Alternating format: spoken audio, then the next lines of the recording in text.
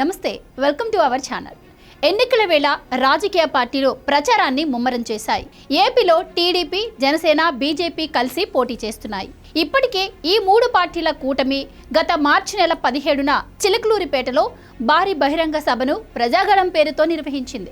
ఈ సభలో ప్రధాని నరేంద్ర మోడీతో పాటు టీడీపీ అధినేత నారా చంద్రబాబు నాయుడు, జనసేనాని పవన్ కళ్యాణ్, బీజేపీ రాష్ట్ర అధ్యక్షురాలు పురంధేశ్వరితో పాటు ముఖ్య నాయకులు పాల్గొన్నారు. ఇప్పుడు టీడీపీ, జనసేన కలిసి ఎన్నికల ప్రచారంలో భాగంగా ఉభయ గోదావరి జిల్లాలో రోడ్ షోను నిర్వహించాయి. గోదావరి జనగర్జన పేరుతో నిర్వహించిన రోడ్ షో కాస్త జనసంద్రంగా మారింది.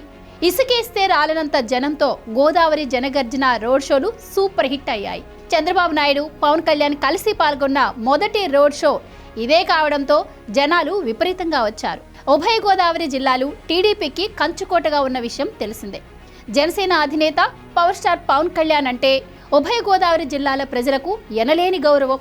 అటువంటి అభిమానం ఉన్న ఉభయ గోదావరి జిల్లాలో టీడీపీ, జనసేన పార్టీల అధినేతలు కలిసి నిర్వహించిన రోడ్ షో గోదావరి జనగర్జనకు జనం తండోపతండాలుగా తరలిరావడంతో రోడ్ షో కాస్త జనసంద్రంగా మారింది. తొలిసారిగా చంద్రబాబు, పవన్ కళ్యాణ్ కలిసి రోడ్ షో నిర్వహించగా మేమిద్దరం కలిసి రోడ్ షోలో పాల్గొనడం ఇదే తొలిసారి అంటూ చంద్రబాబు పేర్కొన్నారు. ఈ సన్నివేశానికి పశ్చిమ గోదావరి జిల్లా తణుకు తొలి వేదిక అయ్యింది.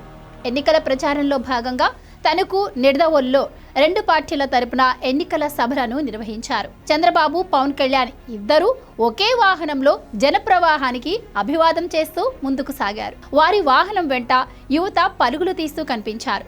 అప్పటికే నరేంద్ర కూడలి వద్ద, సభాస్థలి వద్ద వేల సంఖ్యలో జనం చేరుకున్నారు. ఎండవేడిమి ఎక్కువగా ఉన్నా కూడా మధ్యాహ్నం నుంచి పెద్ద సంఖ్యలో జనం తరలివచ్చారు.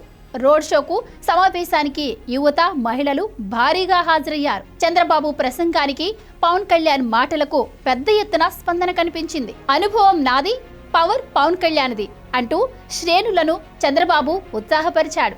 యువత కన్నెర్రతో జగన్ లండన్ పారిపోవాలి అని పిలుపునిచ్చారు చంద్రబాబు నాయుడు. 5 ఏళ్ల పాటు జగన్ ప్రభుత్వం రాష్ట్రాన్ని భ్రష్టు పట్టించిందని, రంగాల వారీగా ఎలా నష్టపోయామో వివరించారు.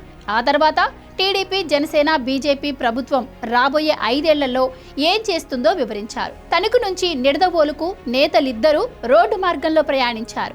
ఉండ్రాజవరంలో పెద్ద ఎత్తున ప్రజలు వీరి కోసం ఎదురు చూశారు.